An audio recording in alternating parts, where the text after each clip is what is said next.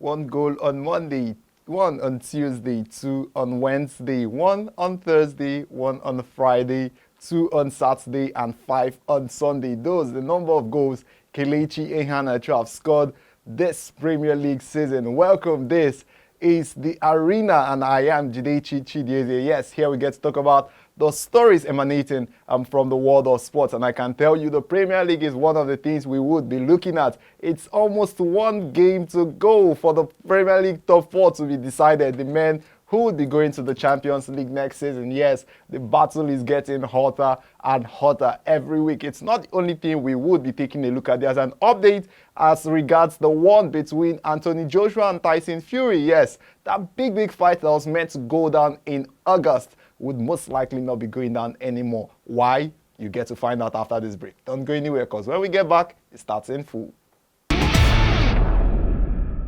Welcome back. This is the Arena. Yes, let's talk about those big stories from the world of sports. Who else to do this with me on the show today than a wonderful sports journalist and sports analyst and writer, Joba Ogunwole. Joba, it's good to have you once again. Thank you, Jidechi, for having me here again. Okay, let's start off with Anthony Joshua and Tyson Fury. As at yesterday, we were hearing that we heard from Tyson Fury that he's agreed terms. He's spoken with the King of Saudi Arabia, and as at this morning, another story again.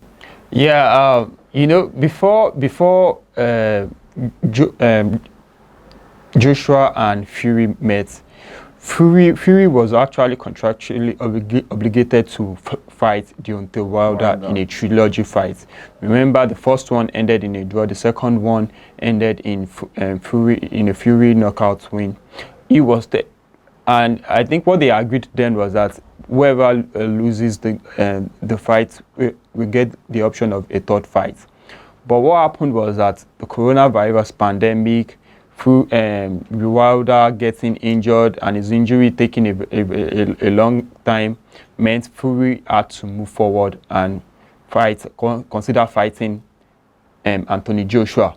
But Wilder insisted that he is contractually obligated to fight Fury, so he took the case to court, and just 2 days ago the court ruled in Wilder's favor, which meant the negotiation that proved to be successful in the Fury against Joshua fight was actually just done for nothing, because I don't see how the fight will ever happen again, because right now Fury has been mandated to fight Wilder, and right now Joshua said he's not going to wait longer. He has to fight. He has to fight this summer. Let me talk about that new update from Joshua's camp. They say Eddie Hearn, that's the promoter of Joshua, is saying they are not going to sit back and wait for Fury to make up their mind. He says the only fight we had on our mind was the Tyson Fury bout, and we still hope that fight can still take place on August the 14th. The game changed last night, and now we have a plan B in place, and probably a plan C. The one that springs to mind is the WBO mandatory Alexander-Usyk. Now let's talk about Usyk and Joshua. The camp of Joshua is saying that if this is not going to happen any longer, they hope it would still happen. That it would definitely be. Fury actually tweeted something today, which is why I said I don't see the fight happen. In fact, I don't even see the fight happening again, because this is the best time to happen and for the fight to happen. And if you know the politics that goes on in boxing, these guys might not fight until probably they are in the twilight of their career, and by that time it will be boring then.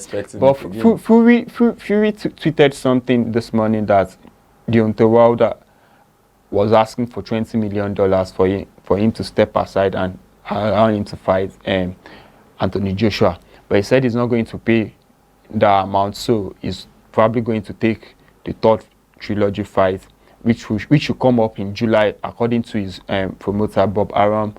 And if he wins that clash, what about Anthony Joshua and the mandatory Usyk? You understand? Anything could happen. They could both lose their belts. You understand? So, and he said he's not going to pay Wilder the money, the $20 million for doing nothing. So what we are looking right now is both parties going their separate ways, with Fury taking on Wilder in a third fight, while Anthony Joshua taking on Usyk in the mandatory fight. So I think that's what will happen. This leaves us with one question. It's something I was hearing. Some people were having a conversation over social media, and they said, at this point, it looks like Wilder is just looking for attention. Do you actually share the same sentiment? No. You know, before Wilder lost to Fury, he was undefeated. He was unbeaten, I think, in 39 bouts. You understand? So definitely his ego must have been. His ego was bruised then, and he actually wanted to make. He will probably be eager to make a statement that, oh, okay, that it was a fluke and all that. So I'm very sure that, okay, he's not really looking for attention. He's looking for a revenge. But one thing I'm actually scared for him is this: if he should lose the trilogy fight, I don't think there's a way back for him into getting the big fights. So I would have suggested that probably maybe he sits the trilogy out. I have an agreement with the winner between Joshua and Fury that, okay, whoever wins the match, I'll get to compete for the 4 belts. Which is almost a win-win for him. For the 4 belts, which is a win-win for him. But I guess, and you know, he has been out for almost 2 years right now. Yes. And with the way with what Bob Arum said, he said they are looking at July 24 in Las Vegas for the fight to take place, and I think that might be too soon for Wilder. So why not just step aside, let Fury and Joshua do their thing, and whoever wins that game, whoever wins that clash, you could actually compete for the 4 belts, which is actually a bigger prize than just fighting for just 1 belt. You've heard it all. That big fight, that big one we're expecting to go down in Saudi Arabia right now is under threat. It could just break off from Joshua Fury to becoming Fury Wilder, and of course Joshua Usyk. Well, we'll just sit back and watch as this one goes down. Developments coming in every day. As at yesterday, it was a different thing. Today is another thing, and tomorrow possibly yet another thing. Now let's move on and talk about something else. Talk about the Nigerian athletes, the para-athletes that went to Switzerland last week actually, and they've been there for a week. And we hear 10 athletes, 2 coaches, and they are returning with 5 golds and 5 silver medals. Yeah, it's really impressive. I'm not really surprised though, because even our para athletes have always done us proud in the past. So I'm not really surprised. I hope they are. What I'm just hoping is that they are actually rewarded properly by the government, because most of the time these people are just left to their own without no rewards even when they do the country proud. But I'm just hoping that, okay, this time around the government can reward them. And don't forget, there is also the Paralympics also coming up in September. Yeah, in September, also in Tokyo. So I think this is actually a good thing for the athletes, and it's actually a good preparation for them ahead of the main event. The main event that will be coming down later next 2 years because of the change in calendar. Let's talk about yet another thing that involves Nigeria at this point, the Basketball Africa League, and the Rivers Hoopers, how they've been faring so far at the competition. We saw the first game, the opening game against the hosts, the Patriots of Rwanda, ended in a defeat. Let's talk about that one quickly before we talk about the one that is meant to go down tomorrow. How did you see that one? I actually watched that one. I saw the game on ESPN on Sunday. I was really disappointed. They started well, but I was really disappointed with the way they actually I was disappointed with their performances, as the game went by, because it was just like they never trained and all that. They missed a lot. They missed a lot of their shots and all that. Even the free throws, they missed a lot of their shots also. So, but I hope they can actually bounce. They can actually bounce back on tomorrow. I hope they can bounce back tomorrow. But their first game, it was actually a total blowout, and I was really disappointed in their performance. really disappointed in their performance. And tomorrow's game is going to be going down, the second game for them out of 3 group games, and we get to see the second team they take on, USM. And do you actually see Rivers Hoopers doing so well in that game tomorrow? I think I saw USM's game. Yeah, was it yesterday? Yeah, I think I saw a little bit of USM's game, and I think the USM team is actually more complete than the Patriots of Rwanda. So I think it will be a difficult game for, I think, especially their points guard. I think it will really be they will have to watch out for their points guard. I think it will really be a difficult game for the Rivers Hoopers, because from what I saw on Sunday, I am not really putting much expectation on them tomorrow, and from what I saw from USM yesterday on Monday also, I think they are the better team. But let's wait and see what will happen tomorrow. Let's wait and see what will happen tomorrow. If you've been following the Basketball Africa League that is going on right there in Kigali, Rwanda, it's been an affair of interesting basketballing activities right there from the capital of the African city, and we've seen how lots and lots of teams have been able to go out and win their games. Patriots, for example, we saw how they defeated Rivers Hoopers, but hopefully tomorrow when the Hoopers take on USM of Tunisia, that one will be ending on a winning note for the Nigerian side, the first win for them right there at the maiden edition of the Basketball Africa League. Yes, it's going down by 4 p.m. tomorrow, 4 p.m. Nigerian time, in case you're wondering how you could watch that one. It's on your screens. ESPN and some other TV stations will be screening that one. You could also follow on social media in case you don't know how you could follow that game on TV. Let's go on this quick break, and when we return, we would continue with the rest of the show.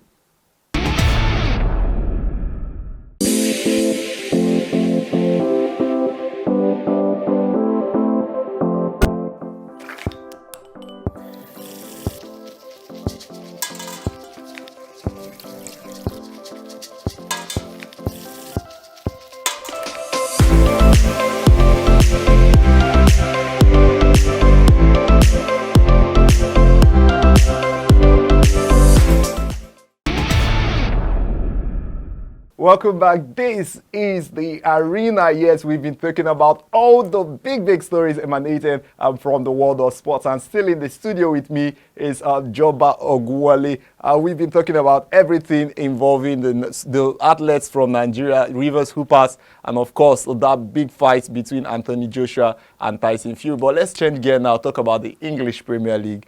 Games went down yesterday night. We saw how Manchester United were unable to actually win, but had Ole Gunnar Solskjaer go on to make some promises to the Manchester United fans. Also interesting to see that fans are also back to the stadium. So Chelsea got their revenge over Leicester City. Which one would you rather say stood out for you from yesterday? I think, without any doubt, without even thinking twice, I'll say, even though I'm a Liverpool fan, I'll say Edison Cavani's goal. It was a pitch of a goal, beautiful goal, well executed, and even though they actually did not win the game, but I think it was a goal worthy of winning any game. It was really a beautiful goal, and I think I'll also say, seeing the fans back, there's a very big difference between playing in a closed stadium, playing in an empty stadium, and having the fans back.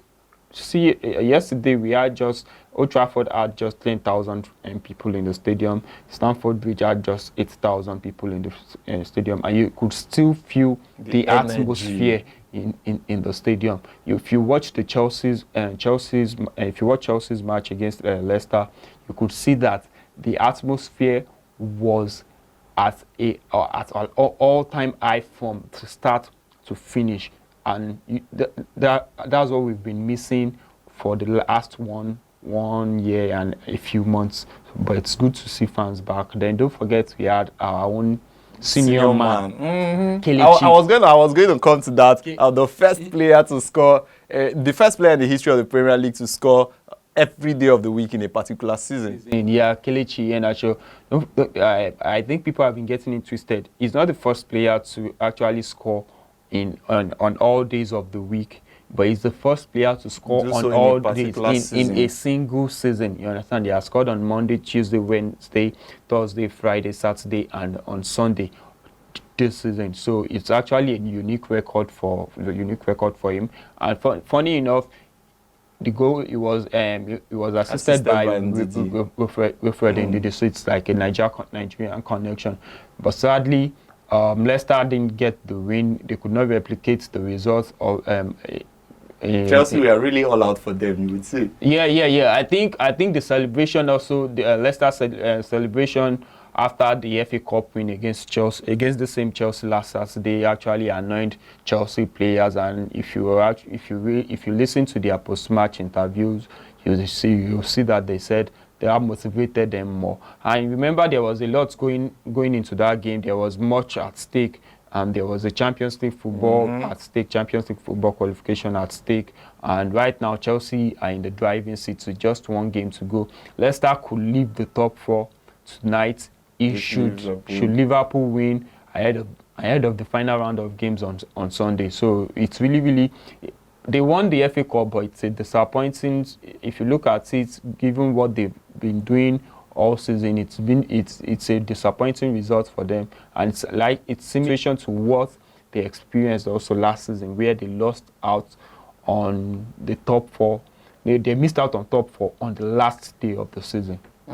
Talk about that fight and Chelsea in the driving seat. Let me run you through what the top six is looking like at the moment. City, they've cemented their place, taking the title and gone home. That one, they have 83 points so far from their 37 games played. Manchester United is certified that they would be featuring in the Champions League next season. 71 points for them as at yesterday night. And Chelsea, with that victory over Leicester City yesterday, they moved into the third position slot, and they have 67 points as it stands. Leicester are currently fourth and could drop further to fifth this night if Liverpool can win their own game and get 66 points also. Liverpool are currently fifth. And of course, there's Tottenham Hotspur, who closely follow sixth position. If you go down the table, there are still West Ham, Everton, and the likes also fighting for Europa League spots. But how do you actually foresee Liverpool's game going down this night? Liverpool's last game was against West Brom, and they left it late. Alisson, actually, it was literally the last kick of the game. Before Alisson heading home to put their Champions League fates in their own hands. And going into this game against Burnley does not have anything to lose. So I think this should be a comfortable win for Liverpool. But again, it is the Premier League. West Brom didn't usually the team that have nothing to lose. West Brom didn't have anything to lose on Sunday, but they turned into prime Barcelona. You understand? So Burnley could turn into prime AC Milan on this night. You understand? Okay, so, quickly, let's leave that one and talk about the men who are winning awards for their various teams. Fernandes yesterday, Shaw, and of course Mason Mount. Both all named players of the season for their clubs. Shaw and Fernandes had to share. Shaw, the player of the season. Interesting one. Yeah, but to be honest, I think he has arguably been the best left back in the Premier League this season. No doubt about it. You could probably also say Andy Robertson, but because of Liverpool's form, I don't think Robertson got to the level of Luke Shaw. Mason Mount has proven everybody wrong. Even under two defense managers, he has been the standout player for Chelsea and Bruno Fernandes. And the reason why Man U finished second is because of Bruno Fernandes. So interesting. Talk about those men that have won something. Then let's talk about someone who was also a standout, who has always been a standout person. Frank Lampard got nominated into the Premier League's Hall of Fame just today. Yeah, he wasn't nominated. He was Inducted, actually, Yeah, the he right was inducted into Premier League Hall of Fame, and this came after um, Manchester United legends Roy Keane and Eric Cantona were also inducted a day earlier. So Lampard was arguably probably Chelsea's best player in the last 10 or 20, let's just say in the last 20 years. He has been Chelsea's best player. I know you might want to say Eden Hazard or John Terry, but Lampard is arguably their best player in the last 20 years. So I think it's a really, really deserved honor for him. Really, really deserved honor for him. And why not we take another very short break, and when we return, we finish off the rest of the show. I'm talking about the Euros and, of course, the Super Eagles of Nigeria.